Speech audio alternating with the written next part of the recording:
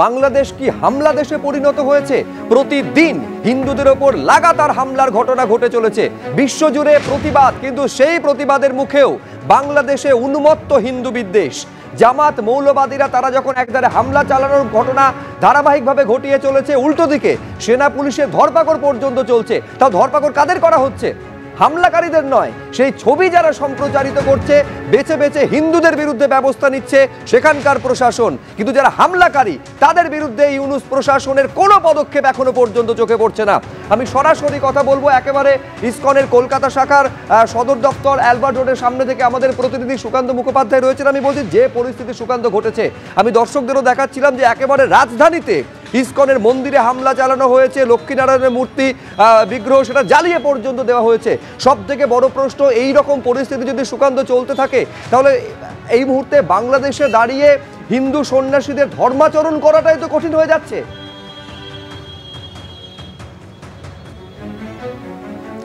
একেবারে দেখো, আমরা এই মুহূর্তে রয়েছি ইসকনের অ্যালবার্ট রোডের যে শাখা রয়েছে সেখানে, এবং তোমাকে একবার ছবিটা দেখাবে আমাদের ক্যামেরা পার্সন।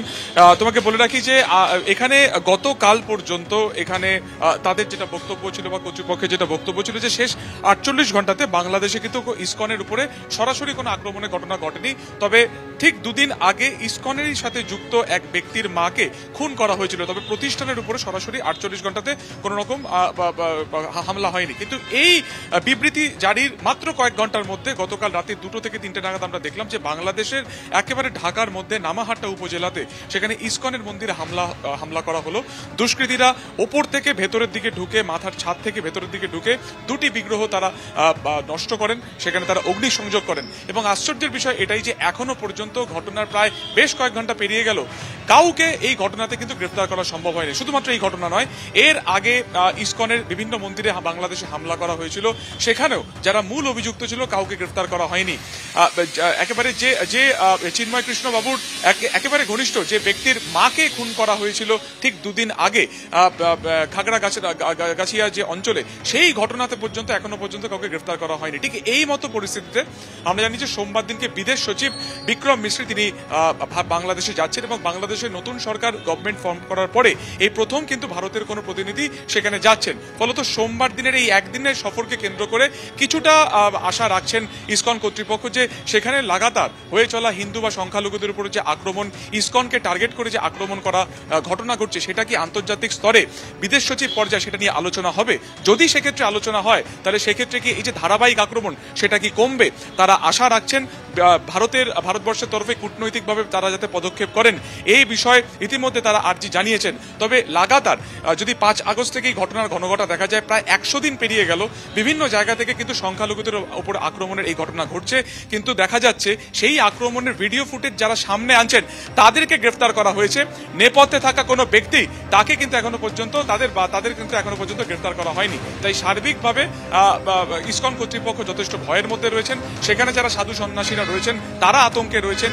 কি অবস্থা হবে পরবর্তীকালে, পুরোটাই তারা কিন্তু একটা ধোঁয়াশার মধ্যে রয়েছে, এমনটা কিন্তু ইসকন কর্তৃপক্ষ জানাচ্ছে। এবং ধোঁয়াশার মধ্যে থাকার কারণ হচ্ছে যে এখনো পর্যন্ত পরিস্থিতির উন্নতির কোনো সম্ভাবনা দেখা যাচ্ছে না। এমনকি এই পরিস্থিতি যে ঘটছে, হিন্দু সন্ন্যাসীরা যে আক্রান্ত হচ্ছেন, ধর্মাচরণ যেখানে যেখানে হয় বেছে বেছে সেগুলো জ্বালিয়ে দেওয়া হচ্ছে, তারপরেও ইউনূস সরকার কার্যত একেবারে মুখে কুলু পেটে বসে রয়েছে। যারা হামলা চালাচ্ছে একজনের বিরুদ্ধে পর্যন্ত ব্যবস্থা নেওয়া হয়নি। ফলে এই জায়গায় কতটা ভয়াবহ পরিস্থিতি সেটা ঝরে পড়েছে কলকাতা ইসকনের যিনি ভাইস প্রেসিডেন্ট রাধারমন দাসের কথায়।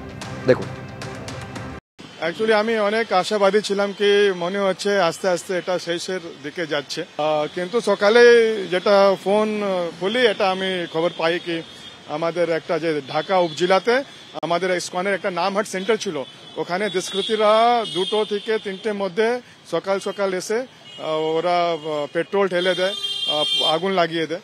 খুব সুন্দর ওখানে বিগ্রহ ছিল, লক্ষ্মীনারায়ণ ভগবান আছেন ওখানে, রাধাকৃষ্ণ বিগ্রহ আছেন।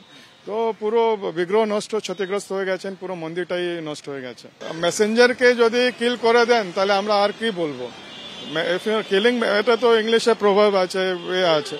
তো আমার কিছু বলার, আমি তো কি বলবো, আমার মনে হচ্ছে কি আর ফোন বন্ধ করে হিমালয়তে চলে যায়।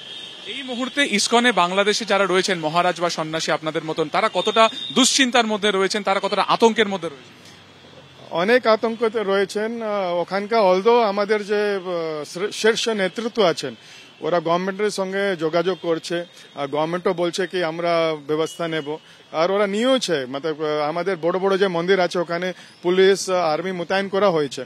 কিন্তু পুরো বাংলাদেশে যত পর্যন্ত এরকম যে ছোট সেন্টার যারা গ্রামের দিকে আছে অন্য দিকে আছে ওখানে যদি শান্তি না হয় তাহলে কি হবে।